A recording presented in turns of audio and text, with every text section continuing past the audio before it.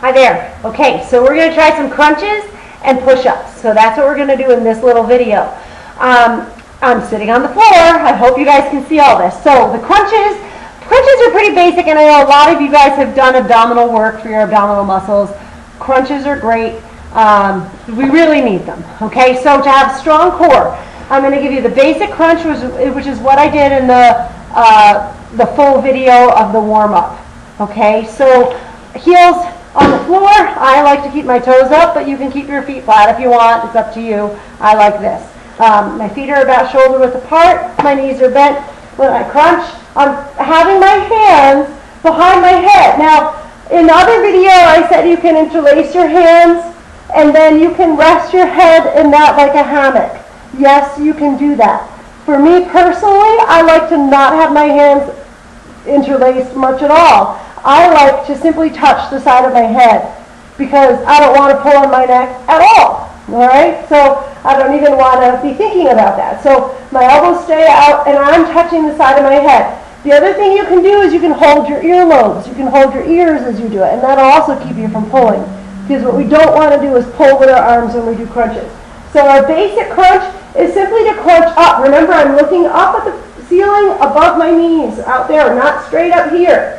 So I'm looking that way. And that's going to keep my head and my neck in the right position. I don't want my head to be down and hitting the floor. And I don't want to be straining to keep it up. So if I look that way, it'll just keep my head where it needs to be. So when you crunch up and then back down. Up and then back down. And you try to control the motion. So you squeeze up and you slowly come back down. Okay, so that's the basic crunch, this one. You can do a crunch with your legs straight. Okay, so if you're doing it with your legs straight, again, you're simply looking at that same spot on the floor and you're crunching up and down. You're just lifting your shoulders off the floor. You're not trying to lift your whole back up, just your shoulders. So this would be one with legs extended. You can also do it with your legs straight up in the air. So you can do this. This is a nice variation.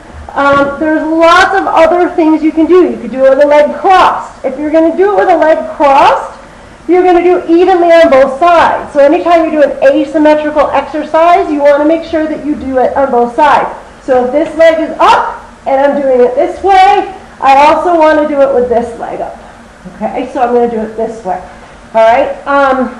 You can do what we call a cross crunch, where we're doing more of our obliques. So not the rector abdominals that come up the middle, but we're doing the obliques that come across and around the side. And to do those, what we could do is we can take one leg, we lie down on our side, we put this leg over. I'd like to have my foot flat on the floor for this.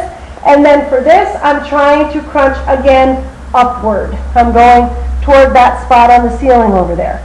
Okay, so I'm going to crunch this way. All right, so that our body is more sideways. This hip is up off the floor, this hip is on the floor. And I'm crunching sideways. Again, this is an asymmetrical exercise, so you need to do it on both sides. Okay, foot flat on the floor, and you're crunching up. All right, so that's your side or lateral crunch. It gets your obliques. Now, from those basic crunches, I showed you the knees bent, I showed you feet straight out, and legs up. Those are some basic crunches also. But then we have things that we call push-pull crunches. This is one of my favorite exercises.